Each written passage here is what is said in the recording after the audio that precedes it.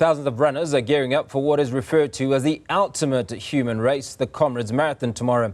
This race requires more than physical fitness, but also a huge amount of mental strength.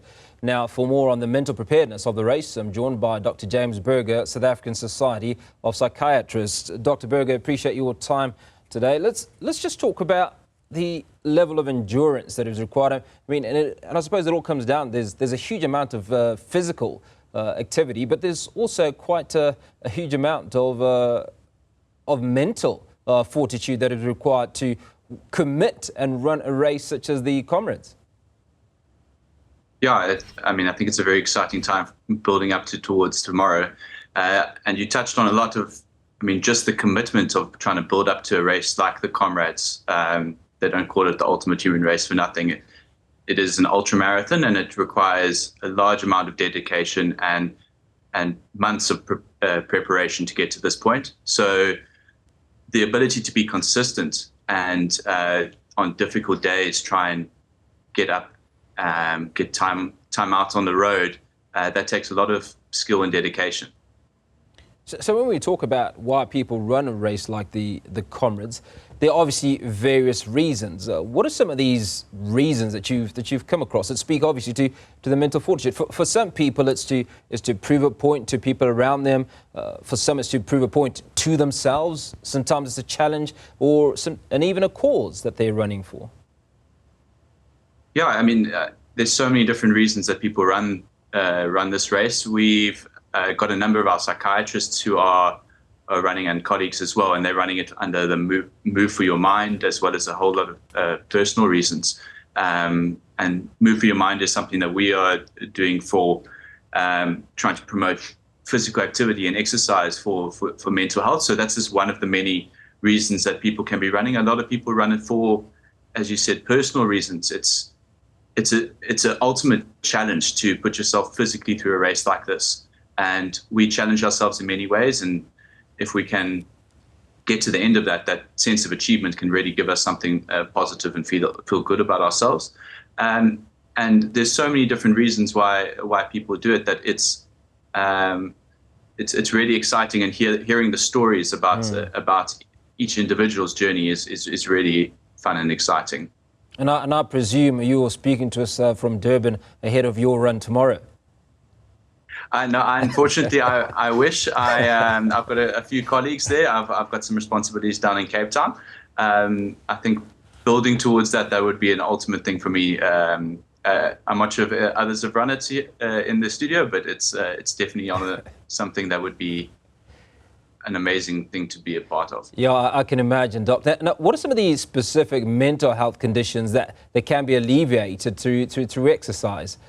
Such as the Comrades or any other form of exercise?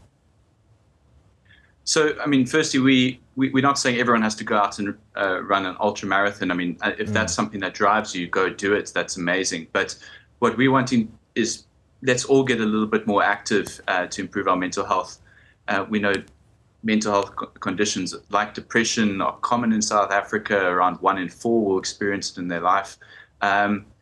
And exercise is a really good scientific base for being able to help across a wide range of mental health conditions, major depressive disorder and depressive syndromes being the most commonly researched, but also things like ADHD. We're doing in our behavioral medicine work a little bit of exciting work in dance and dementias.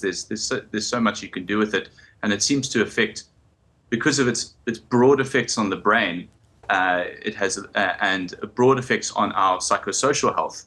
It can affect a lot of our mental health really positively.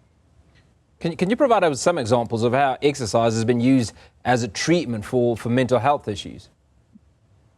Yeah, so some of your most robust evidence is in depression.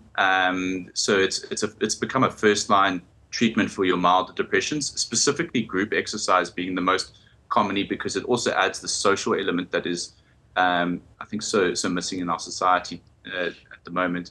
And aerobic exercise, so using big muscle groups, things like running the Comrades would be an example. That's probably where most of your evidence is, but other things like resistance exercise, so when people think resistance, they always think gym and weights. It doesn't have to be that. I mean, we're in Youth Week at the moment. Playing with your kids and roughhousing and throwing them up in the sky, that's a form of resistance exercise. So you can really be creative about the types of exercise you do. The most important thing is just do something that you enjoy, because that makes it much more likely that you're going to repeat it. And if you can do it consistently, then that's going to get you the biggest benefits on your health. So the million-dollar question, which I'm hoping you'll answer, Dr. Berger, is how do you get from that state of desire to I'd like to do this, I need to do this, to committing, starting, and maintaining a regime of exercise of sorts? Yeah, I mean, that is a really important question that's going to be so different on each person. But I mean, if you're thinking about someone who's got a depressive disorder, part of the syndrome is a loss of interest in activities and often demotivation. So if there's something specific about getting started in something small, it doesn't have to be big. It could be something like walking, but setting a goal towards that, and just getting started and working towards it every day. In terms of the things that can help you, is goal setting is generally one of them. You might want to do it socially with a person who can help you stay accountable. So if you do that with a family member, a friend, and there are lots of opportunities for being more physically active outside of your traditional like sport or exercise that you can do. So it could be just taking the stairs instead of the lift at home or at work. It could be things like, in terms of when you're carrying things, just lift them up a few more times when you've got the groceries in your hands. There are so many ways of being more physically active. And then in terms of kind of, if you're wanting a little bit of help in starting, there's a lot of help professionals out there who can help you guide through that if you're wanting a little bit more of a structured program, which sometimes can be beneficial as well.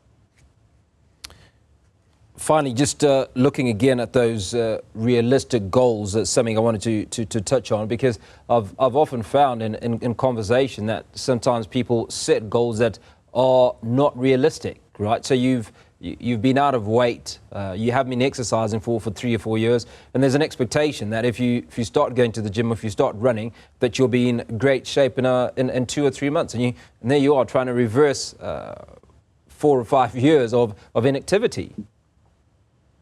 Yeah, and I mean, sometimes people get so caught up on the long-term goals, because that's something that we in medicine we punt that a lot, that we know there's a lot of good physical and mental health long-term outcomes, but sometimes keeping it here and now, and the idea of it just makes you feel good once you've done it. If you do something small, and now if you can keep it focused on that sometimes can be something that can help someone just to get the first one done. And once you've done the first one, the second one's easier.